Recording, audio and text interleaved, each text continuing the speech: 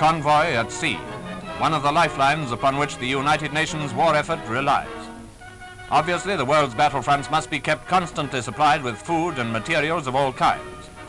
Admiral Dönitz and the German Navy are determined to see that these supplies don't get through, and the U-boat is certainly Hitler's most effective weapon. The U-boat, in fact, forms one of their most powerful threats to Allied victory.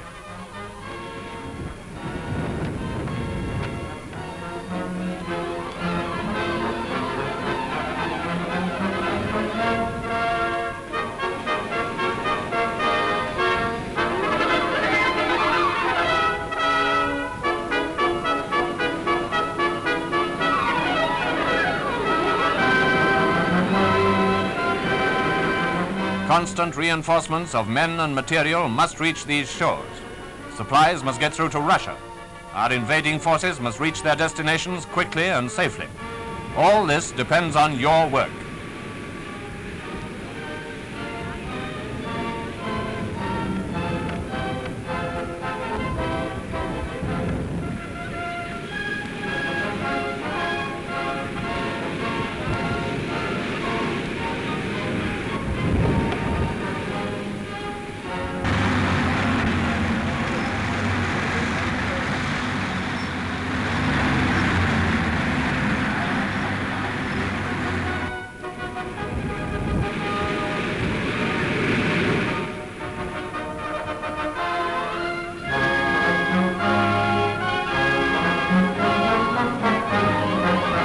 From air and sea, these huge armadas are constantly being attacked, and it's on you and on the efficiency of the escort vessels which you man that their safety depends.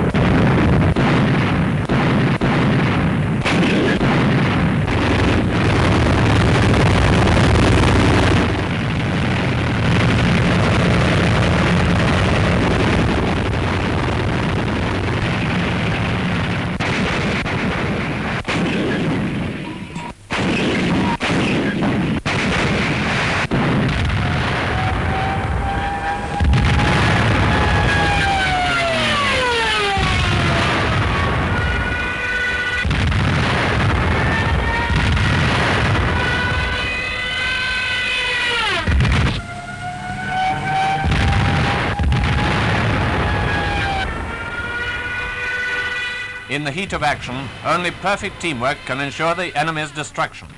Any one man who fails to pull his weight can bring disaster to the convoy.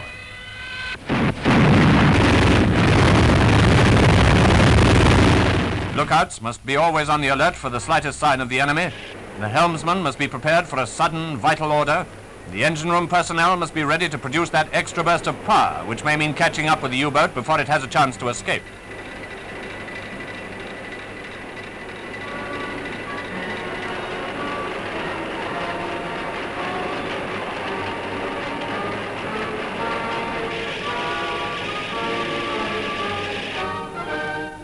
While the chase is on, the radar and ASDIC men must be absolutely on their toes, passing on the results quickly and correctly so that contact with the enemy is successfully maintained.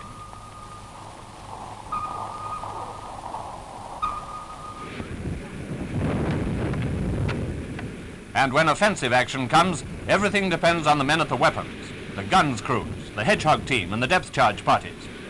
Whatever job you occupy, whether as cook or captain, everyone is equally important where the whole crew has to work together as a team. Teamwork is one of the main essentials in anti-submarine work. U-boats, of course, hunt in packs. On the surface, they shadow our convoys during the hours of daylight from a position some distance away. They usually attack after nightfall. Normally, the events which follow would happen in darkness when photography is practically impossible, but this film translates them into daylight action so that no details may be lost.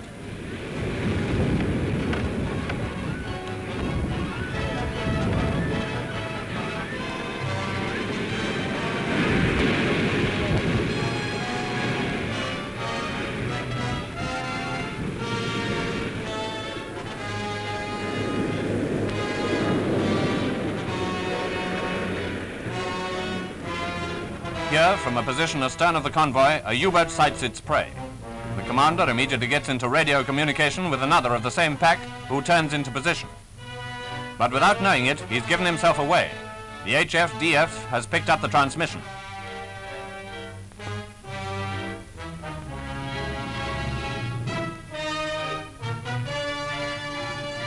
A fix has been made, and the U-boat has lost its main advantage of surprise. As darkness closes down, the U-boat draws nearer. This is one moment when the radar operators, the eyes of the convoy, should know her every movement.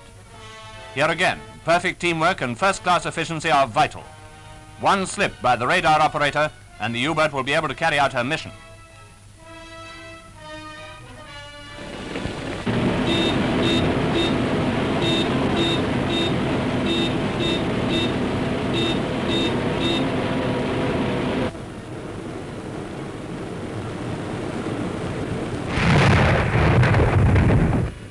Once her whereabouts have been disclosed, only a crash dive can give the U-boat an opportunity to press home the attack.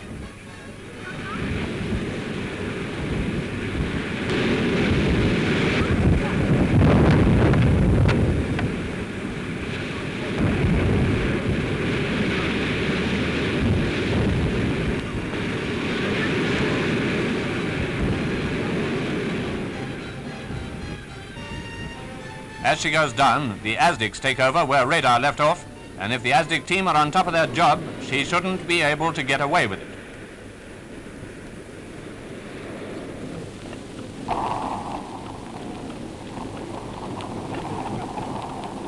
Hydrophone effect being 130, sir. Diesel engine is very faint, sir. Bearings round up on the left, sir. Range 150 yards, sir. Instant there goes, sir. Steady she goes. 200 revolutions. Stand by depth charges, medium setting. Stand by depth charges, sir. Medium setting. Bearing steady, sir. Now for the counter-attack. Fire first and sirs.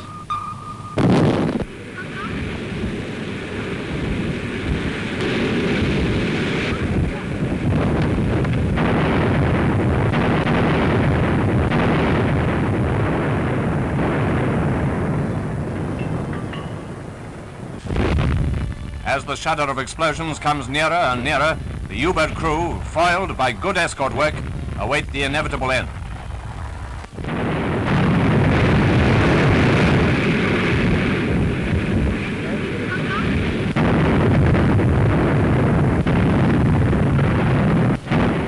The counterattack having effectively prevented the U-boat from striking at the convoy, the escorts come in again to deliver a deliberate attack with the Hedgehog.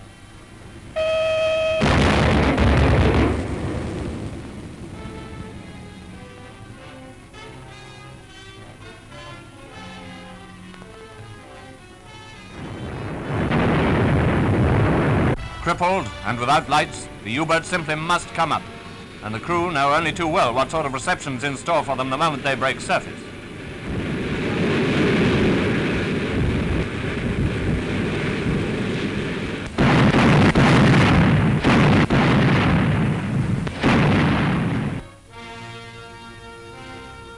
Thanks to the air offensive, Hitler's submarines are increasingly difficult to build and maintain. Trained crews are a bigger problem still. Slowly but surely, German industrial and manpower resources are being strained to breaking point. More and more successes are being registered. And when the U-boats do get home to their continental bases, the RAF make them wish they hadn't. But they should never be allowed to get back. Failure is seldom due to faulty instruments. It's nearly always due to the man behind them not being on his toes.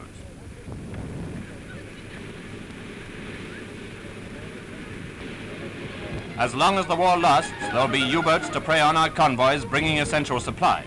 Supplies which mean defeat or victory for us. That's why escort duty is probably the most vital of all the Royal Navy's many tasks.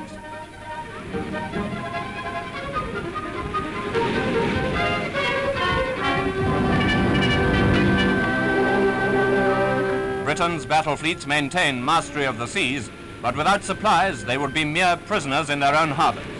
That's why the crews of escort vessels must be always on the alert, always ready for decisive action. That's why the convoys must get through.